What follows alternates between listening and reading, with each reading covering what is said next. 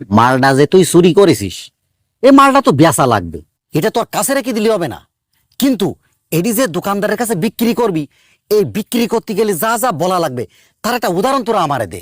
প্রথমে দোকানদারের কাছে যাব, গিয়ে বলবো জগাদা কেমন আছেন? হ্যাঁ ভালো আছি পিন্টু, তুমি কেমন আছো, তোমার বাবা কেমন আছে?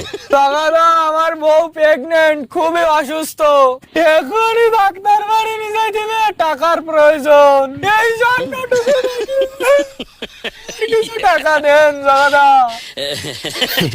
তুই খুব চমৎকার অভিনয় করেছিস, কিন্তু তুই যেভাবে কান্দিছু তা মনে হচ্ছে তোর বোঝ যে সমস্যা সেম সমস্যা হইলো তোর। আপনি ঠিকই বলেছেন, ও যেভাবে কান্দিছে তো ওর ডেলিভারি মনে হচ্ছে এখনই হচ্ছে। শোন, যেভাবে বললি দোকানদার মাল কিনবে, প্রথমে দোকানে যাইতে হবে, যেই দোকানদারকে বলতে হবে দাদা ভালো আছেন, তারপর দোকানদারকে যেভাবে বলতে হবে দাদা একটু বড় ধরনের বিবাদে পড়ে আপনার কাছে আসলাম দাদা, আমার বাড়ি বউটা প্রেগনেন্ট, অত্যন্ত অসুস্থ, তার ডাক্তার বাড়ি নিয়ে যেতে হবে, মেলা টাকার প্রয়োজন, তাই তার যে সোনা দানা গহনাগাড়িগুলো ছিল দাদা এইগুলো নিয়ে আসলাম আপনার কাছে, এইগুলো রেখি দাদা আমার কিছু টাকা দেন, আমার অত্যন্ত উপকার হবে দাদা।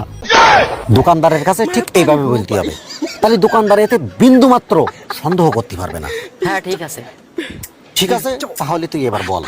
দাদা আমার বউ প্রেগনেন্ট, সে খুবই অসুস্থ, তাকে তাড়াতাড়ি ডাক্তার বাড়ি নিয়ে যেতে হবে, এই কারণে তার যে সোনা দানাগুলো ছিল সবই আপনার কাছে নিয়ে আসলাম দাদা, এগুলো রেখে দাদা আপনি আমাকে কিছু টাকা ধার দিন দাদা, আমার বড় উপকার হয় দাদা। চমৎকার চমৎকার চমৎকার, তুমি খুব ভালো বলছো, তুমি আমার মন একেবারে জয় করে ফেলি যাও, তুই দুর্দান্ত লেভেলের অভিনয় করেছিস। তুই একটা কাজ কর, তুই আমার পিছনে এই ঘুরঘুর করা বাদ দি, তুই এই চুরিধারি বাদ দি, তুই বাংলাদেশ নিয়ে ফেরাই চলি যা, আর তুই একেবারেই নেটওয়ার্কের বাইরে চলি যা। আর যদি তোরা না যাস তাহলে তুই জন্য একটা সেরা ব্যবসা আছে, তোরা বাজারে যাবি, যেই বলবি এ বউ এ বউ এ।